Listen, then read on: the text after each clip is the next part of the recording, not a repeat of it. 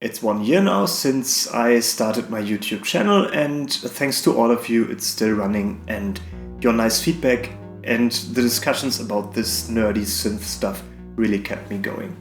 Back on that weekend last year, I was playing around with the Korg Arp Odyssey, and probably most importantly this little piece of gear here, which is a tape delay and spring reverb simulation from Strymon, and this turns everything into gold and really tipped the scales for me to upload my first video onto YouTube.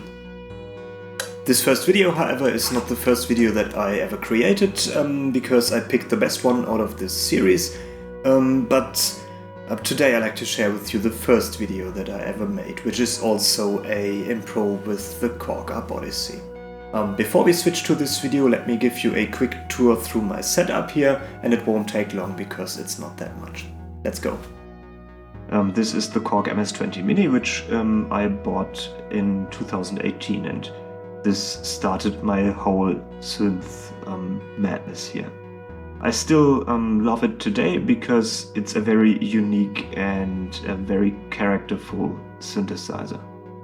This is the Behringer Model D, which was my second synth because I was looking for something close to a real Model D, and the Behringer Model D is the closest copy that you can get, which is affordable. This is the Behringer Neutron, which came a bit later. And this is the Arp Odyssey from Korg, which is probably my most favorite synthesizer. This is my modular setup here, all Eurorack, and the upper cabinet here is a pure Döpfer A100 collection, and the lower ones are fitted with modules from different manufacturers. And yeah, this has grown a lot, and as you can imagine, I spent most of my money to get these modules together. This is my smallest rack, which I also call my portable rack because it's the most easy one to carry around. And it's fitted with some more unique modules, like this drum module here from Michigan Synthworks, and also this Turing machine here from Afterlater Audio. And this rack keeps constantly changing, and I have already uploaded a few videos with this one. This is the Dreadbox Nix version 1, which I have for about 1 or 2 weeks now, and actually I had this one 2 years ago, but I sold it to expand my modular business here. And that was a mistake because I quickly started missing it, and yeah, a few weeks ago I was lucky and was able to buy a used one. And again, this is version 1 of the Nix, and in the meantime Dreadbox released version 2, but I definitely wanted the initial version back, and yeah, here it is, and some videos with this will follow. This was actually my first effect. This is the Ibanez ES2 Echo Shifter, which is a Bucket Brigade delay with a maximal delay of 4 seconds, which is great, and it sounds very clean, and it harmonizes perfectly with synthesizers.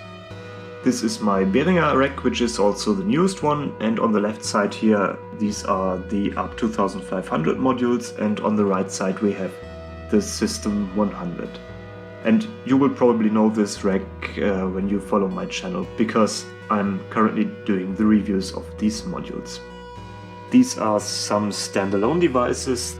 This is the Döpfer Darktime, which is a step sequencer, and here we have the Korg SQ1, which is also a step sequencer, and this is a perfect addition also for the modular stuff. This here in the middle is a drum machine from Manfred Fricke Berlin, so MFB, and it's called the Tanzbär Lite, and these devices were really great, and sadly they are discontinued today, but they have a very nice sound and also a very nice format. Well, then I have some additional effects from Strymon. This is the Strymon Dig, which is a digital ping-pong delay, and here we have a coffee pot, and also the Strymon Flint, which is a reverb, and the Strymon L Capistan, which is a tape delay simulation. And these are really great, and I use them in nearly all of my videos.